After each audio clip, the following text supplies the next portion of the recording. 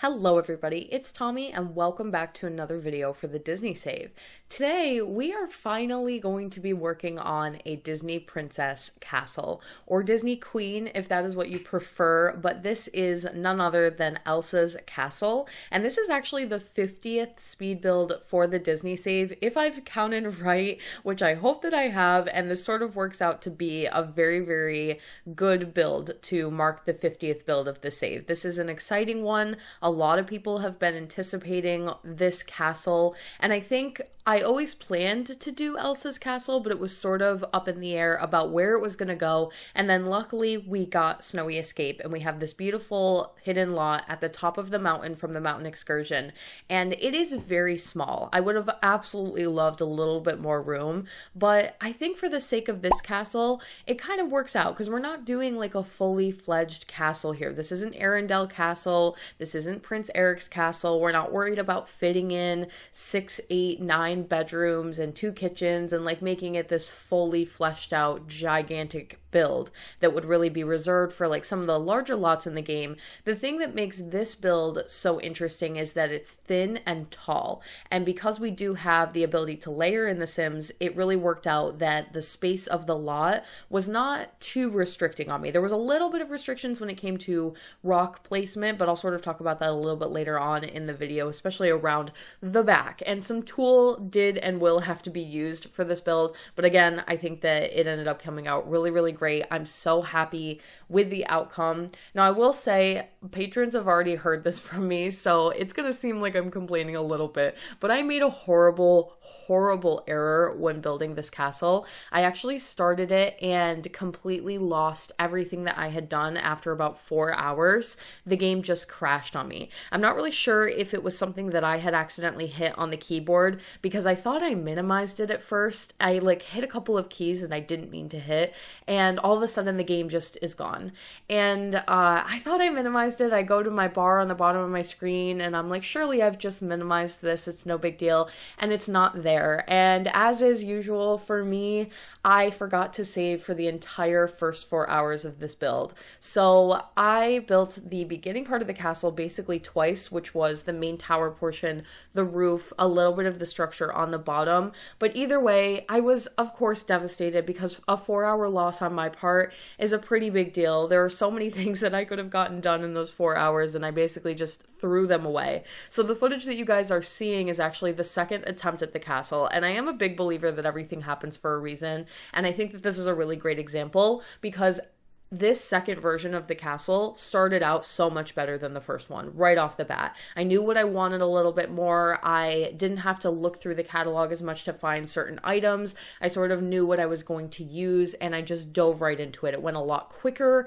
and I feel like it came out cleaner and better. So maybe it happened for a reason. Maybe I was a little bit off track with the first version, and now that I was basically forced to do a second version, I feel as though it ended up being a really good thing. So yes, I did have to build the brunt of the castle twice. That happens fairly frequently to me. I feel like, especially with getting into live streaming, I've sort of started this process where I will like almost brainstorm on stream, and I'll start something, and then when I walk away and like think about it, I take a completely different direction, because that brainstorming session almost allowed me to learn what I did and did not want. Sometimes it's fairly easy. I can just sort of like go right into it. The Yeti Cave was a really great example of just a build that was simple and I knew what I wanted.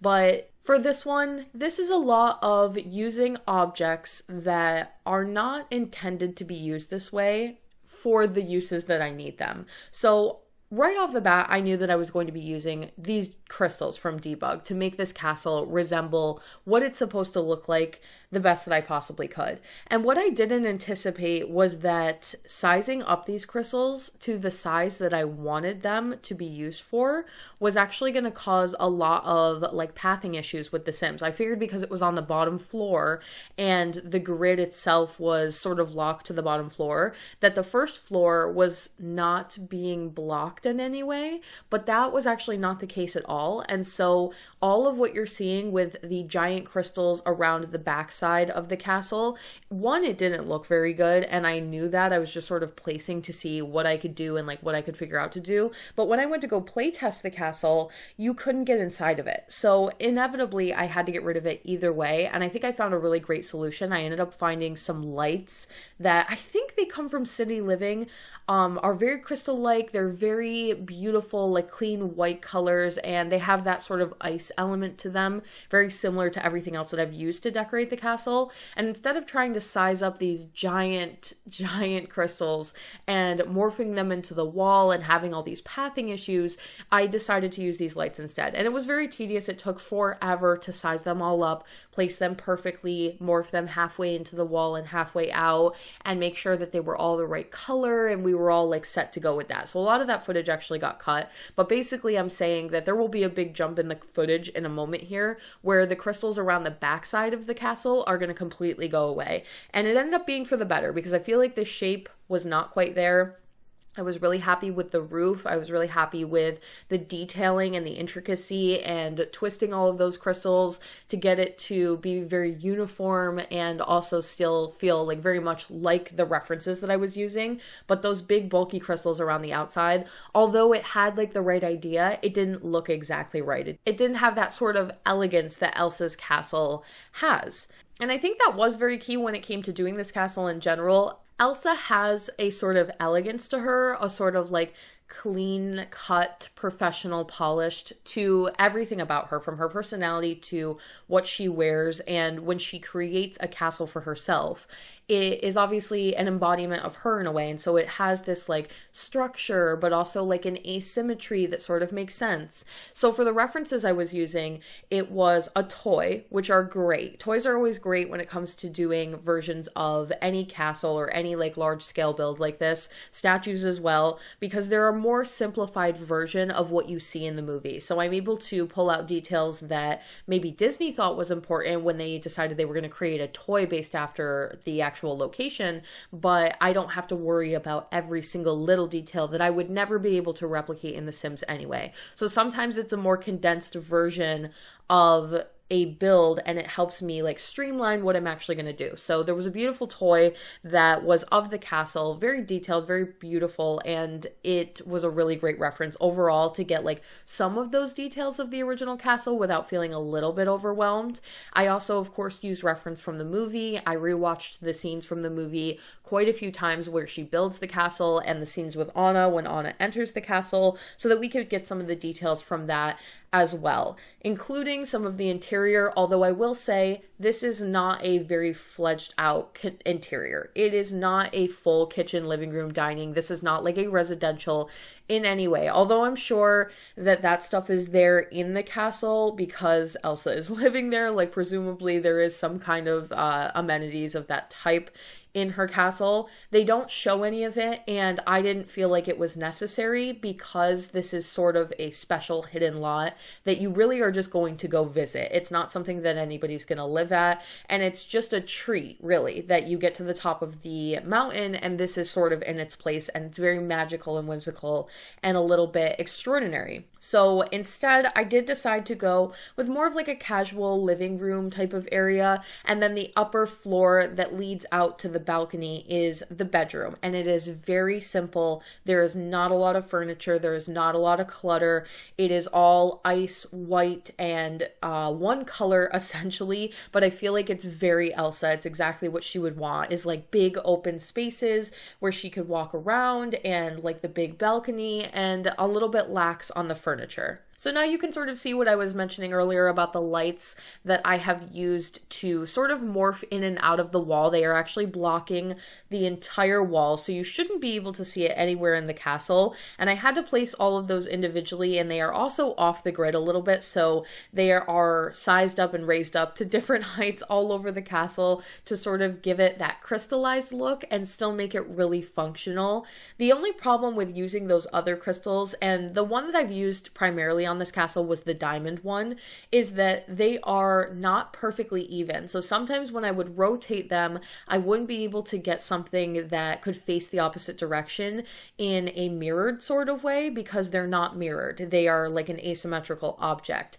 And it got a little bit annoying, and I was sort of nervous about what I would even really use to cover the rest of the walls in this castle, because I really did want some texture and some detail and more like that icy type of look. But this light, I feel like, is the really, really perfect solution. And especially for the screenshots at the end of the video, for some of those nighttime screenshots, it makes the entire castle light up. It's very pretty. It is very surreal. It is unlike anything else that's in the save file so far.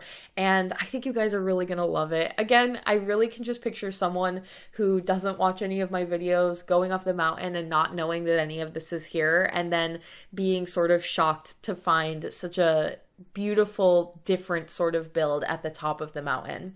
The other big thing was the rocks off the back. So if you'll remember from the movie, there is a rock that sort of twists up the back of the castle and is taller than the castle, and it makes it look like she has built this castle on like a peak of a mountain perhaps. So that was really important to me to get as a detail. I always picture it that way when I think about it, so I knew that I would be able to use some of these debug rocks from Snowy Escape. But this is really where the lot restriction came in for me.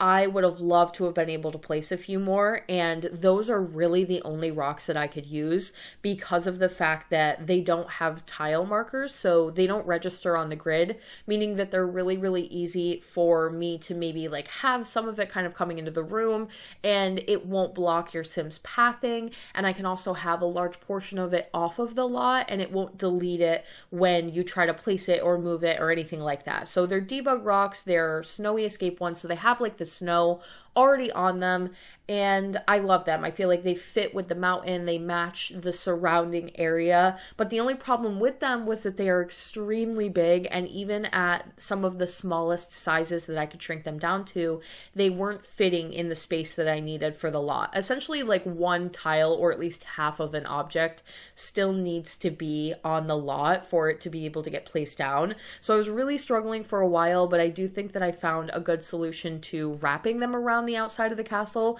and still having it look really natural and look like the rocks are very, very naturally placed. I will be adding one more rock into the backside of the castle with the tool mod, which is basically a mod that allows you to place things off of lot. And that is just to cover like one little error with the rocks. But other than that, I feel like it came out pretty good.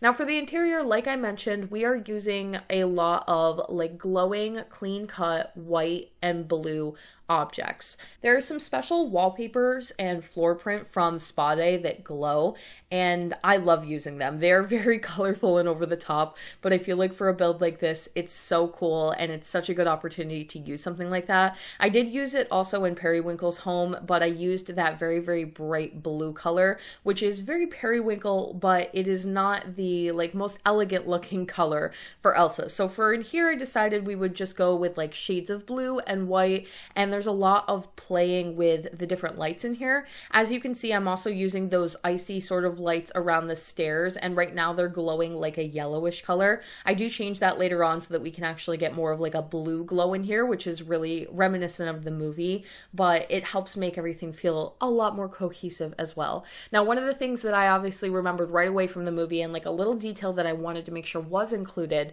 is the giant snowflake that is on the floor when Anna first walks in.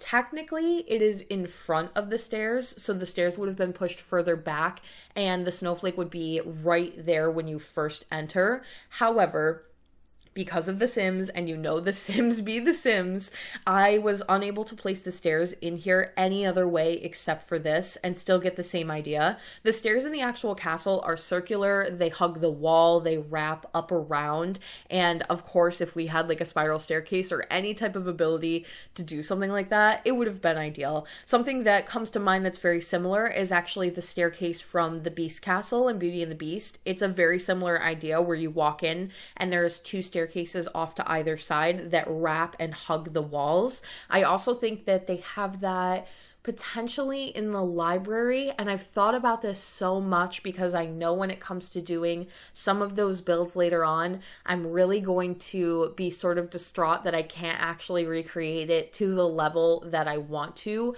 per the movie and things like that. And of course, if we get an update to The Sims that ever allows for something like that, including more rounded shaped rooms and staircases to match it, I don't see that happening, but if we did, I would of course come back and try to update the best that I could. But I think I found a good solution with the stairs in here. They're functional. It gives a similar idea. The only difference really is a little bit of the location. And then another thing that was sort of around in the castle that I had noticed was some of the icicle snowflakey type of lights that are hanging from the ceiling. And there are a lot of pillars and extra branches of ice that are used to section off as walls, or like you could see Anna walking through the castle and you could see that she is like walking through a piece of clear ice, like it's almost a wall divider or something like that. So I wanted to do a little bit here and there with like some mirrors and some walls to try to give that almost trippy sort of vibe where all of the light is sort of bouncing and it's very like glowy, and it makes no sense. There's really no reason for it whatsoever, but I feel like it looks really pretty, and at the end of the day that was really my only major goal. So the downstairs portion is literally just the stairs and the little snowflake pattern on the floor with the mirrors and all that, and then there was a landing area where the stairs met on the second floor. And although this isn't shown in the movie, this is where I felt like maybe we could do a little bit of seating. I did consider a fireplace, but it sort of doesn't make sense according to Elsa's character, and just in general I felt like it wasn't really the best choice. So instead, it's again very simple with a little bit of seating. Maybe your Sims could come and take a rest here and they would just be happy to be indoors after the mountain excursion and have a place to come sit and relax for a little bit. But there's not much in terms of like things to do here, and that is very intentional. The couches and the love seat that I ended up using, I believe, are the ones from Get Together, and they come in a beautiful clear like crystal white, which can sometimes be really difficult to find in The Sims. Sometimes some of the white swatches of the game are very cream color, and that wasn't going to work for a build like this. And to me, of course, they don't really look like they are carved out of ice, but they almost looked like they could be stone in that way, and I felt like at least that was a good compromise. I did toy with some of the furniture that looks like it's a little bit more molded. The stuff that comes from City Living comes to mind, but it looked way too modern, and although it might have maybe passed for something that is like molded out of the ice or molded out of the floor into like seating, it was just so modern that I couldn't get past it. So I feel like that was a really good solution. And then finally we have the upstairs final floor, which is the bedroom. And of course I wanted to take another opportunity to do a snowflake pattern on the floor. This one is much bigger. It is different than the one on the bottom floor. I like the idea that obviously like every snowflake is a little bit different, so I didn't want to match anything. And even for the Latte Go build, a lot of the snowflakes, if not all of them that I did on the walls with a lot of the patterns from those lights from Eco Lifestyle, they were all different from one another. So I believe I've kept that true for the most part, unless something was like more of a pattern and I wanted to match everything. But for these beautiful like snowflake patterns on the floor, of course we have to do something a little bit different than the downstairs, and maybe even a little bit more intricate because it is in fact Elsa's bedroom. These lights, I believe, are also from Spa Day. They are like L bracket pool lights, and they are super cool because your Sims can just walk right over them. So they have no problems with pathing issues, and you can create like little designs on the floor that light up. And I was so excited when I stumbled upon these in the Periwinkle speed build. If you do recall, I built a room on the bottom floor of the Periwinkle house speed build that is shaped like a snowflake, and I wanted to be able to add more patterns downstairs on the floor. And this is one of those items that I just never remembered that we really had, but I've used it in both speed builds now, and it really helped to just add some detail to the build that wouldn't have been there otherwise and make it more interesting, because there is like this sort of lack of furniture, lack of clutter, but I still want it to be like elegant and pretty and have like cute little details like this. I'm just really glad that I even remembered that this object existed and was able to use it in the build, and I'm really happy with how both of the snowflakes came out. As far as the bed goes, it was definitely a struggle, and I do feel, and I felt this way about the periwinkle build as well, that the only bed that really works is the Realm of Magic bed that comes in white. It has a lot of beautiful glass and princess type look to it. It's one of the only beds that has the awning over the top that just really helps it feel very regal. And I would have loved to have been able to use something a little bit different in here because I have used that bed quite a few times, but at the end of the day, it's probably the best choice. Other than that, I really wasn't sure about what to do in here in terms of furniture. I did add a couple of lights and playtest this room, of course, to make sure that the sim has no problem getting in the bed and getting out on the balcony there. I'm really, really excited to be able to start Elsa soon and get her on this lot and take some really cool screenshots and post them on my Patreon and things like that. It'll be so exciting. I did actually create Elsa the other day on Twitch, so definitely come over, hang out with me on Twitch. It is linked down below in my description box if you want to help with Elsa, because we're going to be doing Elsa, I believe, on Monday. So if you want to be there for that, definitely click the link down below, come hang out, turn notifications on so that you know when I go live. But I traditionally go live around 10:30 a.m. unless there is some kind of an issue, which there has been many of recently. So I hope to see you there. I hope you guys enjoyed the castle build. Let me know what you thought of it in the comments section down below. Are you excited for Arendelle Castle? If you would like to support the Disney Save on Patreon, you can do so by clicking the link in my description box down below or the one at the end of the video. Thank you all so much for watching. Don't forget to like and subscribe for more. Hit that little bell icon below to turn on post notifications so you can get updated every single time I post, and I will talk to you all in the next one.